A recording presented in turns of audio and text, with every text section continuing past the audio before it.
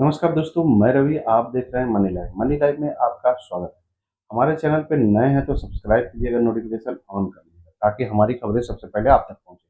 दोस्तों, आधार को मतदाता सूची में वैध प्रमाण पत्र मानने के लिए सुप्रीम कोर्ट ने बाध्य कर दिया है चुनाव आयोग को। इस एसआईआर के मुद्दे पर जो है चुनाव आयोग है जो कि आधार को वैध नहीं मान रही थी, लेकिन सुप्रीम कोर्ट के कड़े तेवर और विशेष आदेश के बाद इसको वैध मानना पड़ रहा है सुप्रीम कोर्ट को। हालांकि दिन जो तिथि थी वो पार कर गई है, अंतिम तिथि, लेकिन अब चुनाव आयोग को फिर से आवेदन आधार कार्ड के साथ जो भी आवेदन करेंगे उन्हें चुनाव मतलब कि नाम मतदाता सूची में नाम जोड़ना होगा और आधार कार्ड को वैध प्रमाण पत्र मानना होगा, क्योंकि सुप्रीम कोर्ट की दलील है कि आधार कार्ड देश के सभी नागरिकों के पास है और इससे ज़्यादा सुरक्षित पहचान पत्र और कोई हो ही नहीं सकता।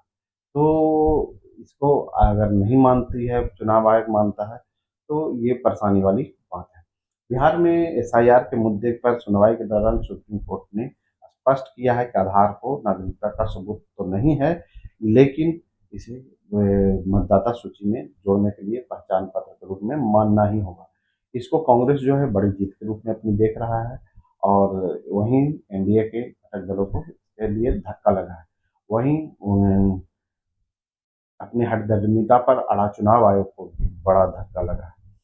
सुप्रीम कोर्ट ने इस मामले में साफ कर दिया है कि आधार को मतदाता सूची के लिए वैध पहचान पत्र मानना ही होगा, लेकिन इसे नागरिकता का सबूत नहीं मिल जाता।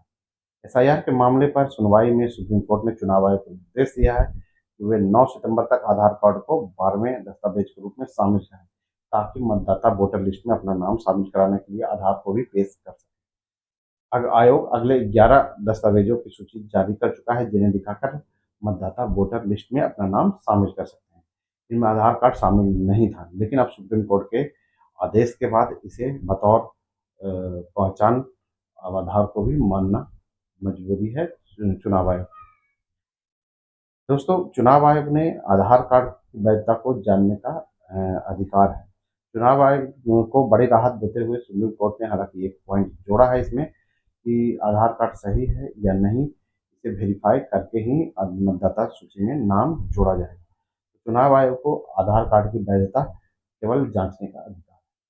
केवल आधार कार्ड, कॉपी किया हुआ आधार कार्ड, केवल फोटो के हिसाब से आपको मतदाता सूची में नाम नहीं जोड़ा जाएगा। आपको ओटीपी के माध्यम से उसकी वैधता की जांच की जाएगी।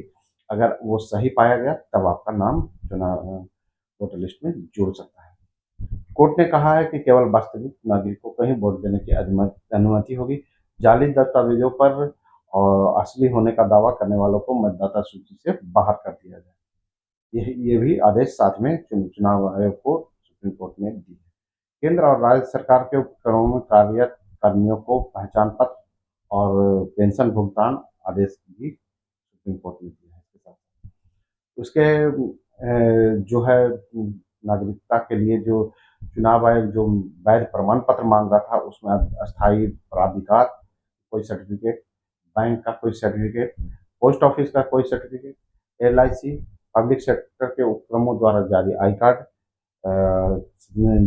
जन प्रमाण पत्र, अस्थायी आवासीय प्रमाण पत्र, वन अधिकार प्रमाण पत्र, पासपोर्ट, मान्यता प्राप्त बोर्ड से मैट्रिक या अन्य शैक्षणिक कोई प्रमाण पत्र, राष्ट्रीय नागरिक रजिस्टर में नाम दर्ज हो, ये सब बहुत सारे पेपर चुनाव आयोग स्वीकार कर रहा था, लेकिन आधार कार्ड को चुनाव आयोग स्वीकार नहीं कर रहा था। लेकिन अब सुप्रीम कोर्ट के आदेश के बाद चुनाव आयोग को भी अब आधार को भी वैध प्रमाण पत्र मानना। दोस्तों, आप देख रहे हैं मनी लाइफ, मैं हूं रवि। मिलते हैं अगले वीडियो में नए न्यूज के साथ।